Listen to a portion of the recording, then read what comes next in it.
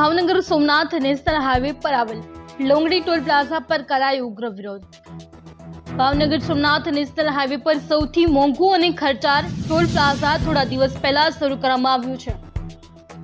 મહુવા વાસીઓ દ્વારા અગાઉ ટોલ પ્લાઝાને લઈ અલ્ટિમેટમ આપવામાં આવ્યું હતું। મહુવાથી માત્ર 20 કિલોમીટરના અંતર પર ટોલ પ્લાઝા શરૂ કરવામાં આવ્યું છે, જેમાં મહુવા વાસીઓ ખૂબ જ હાલાકી ભોગવી રહ્યા છે। આ ટોલ પ્લાઝામાં દિવસ દરમિયાન મુસાફરી માટે 210 રૂપિયાનો તોતિંગ ટોલ ચૂકવવો પડે છે।